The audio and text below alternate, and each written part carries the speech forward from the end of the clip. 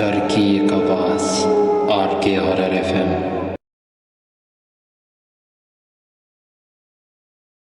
Hello दोस्तों, ये कहानी आज से करीब 10 साल पहले की है।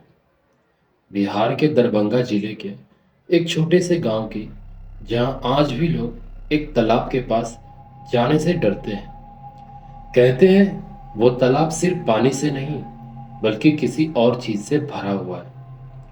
उस गांव में 3 पक्के दोस्त रहते थे, नंदन, अभिषेक और अंकुश।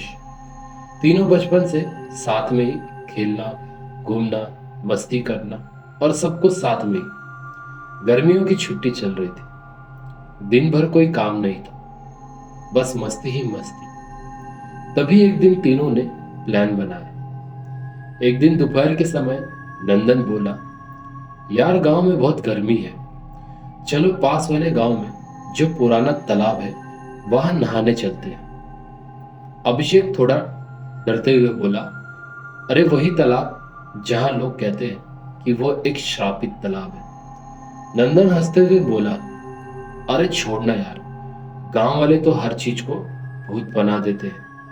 अंकुश भी बोला, चलो यार, मजा आएगा, हम लोग कल चलते हैं। तभी तीनों लोग ने प्लान बनाया और अगले दिन उस तालाब के पास निकल जाते हैं। तीनों दोस्त साइकिल से उस तालाब की तरफ निकल पड़े।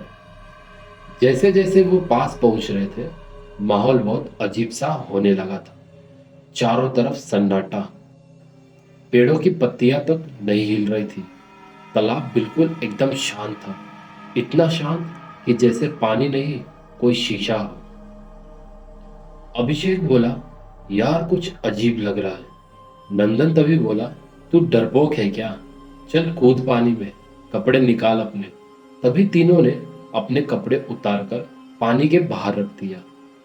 तभी थोड़ी देर बाद नहाने के बाद नंदन ने कहा, चलो एक गेम खेलते हैं। जो सबसे ज्यादा देर तक पानी के अंदर रहेगा सांस रोककर, और जो पहले बाहर आएगा वो हार जाएगा, और जो आखिरी में आएगा वो जीत जाएगा।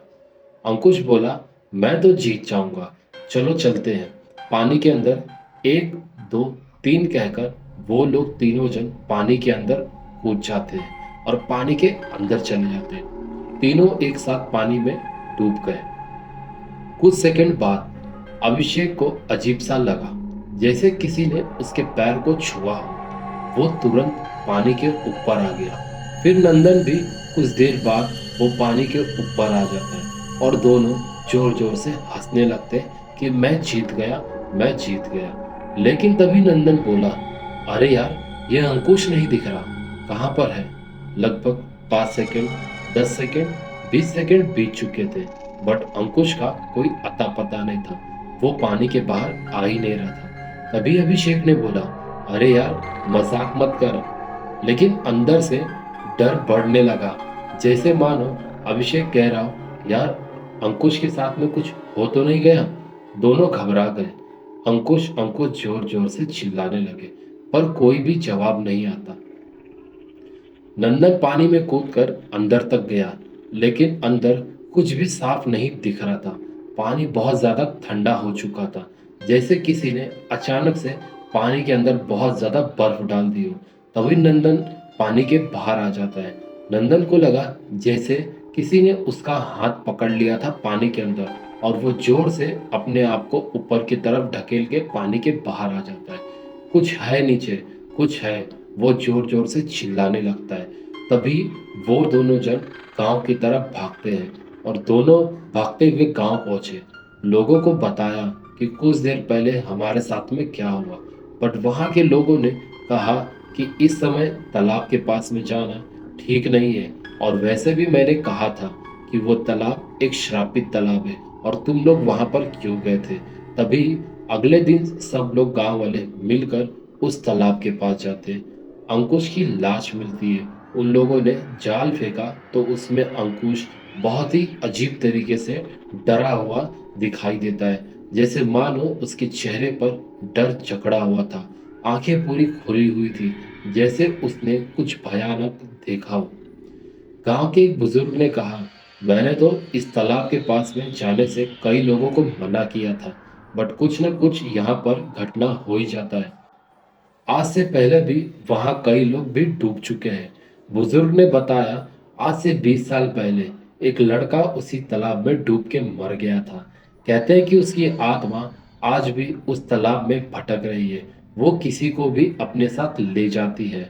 उस रात नंदन को सपने में आया, वो फिर उसी तालाब में था और उसने देखा अंकुश पानी के अंदर खड़ा है, लेकिन उसके पीछे कोई और भी था। एक काला सा साया जो धीरे धीरे नंदन को तरफ बढ़ रहा था, जो धीरे धीरे नंदन की तरफ बढ़ रहा था। और अगली सुबह नंदन घर से गायब था। उसकी साइकिल तालाब के पास मिली और पानी में फिर वैसा ही शांत सा माहौल था, जैसे कुछ हुआ ही नहीं हो। आज भी दरभंगा के उस गांव में कई लोग कहते हैं कि उस तालाब के पास में कुछ न कुछ घटना होते रहता है, क्योंकि वहां पर जो भी इंसान जाता है दोबारा लौट कर आता नहीं है, और वो तालाब आज भी भूखा है। तो बस दोस्तों, ये स्टोरी यहीं तक थी। कैसी लगी स्टोरी कमेंट में ज़रूर बताना, और मिलते हैं अगली स्टोरी में।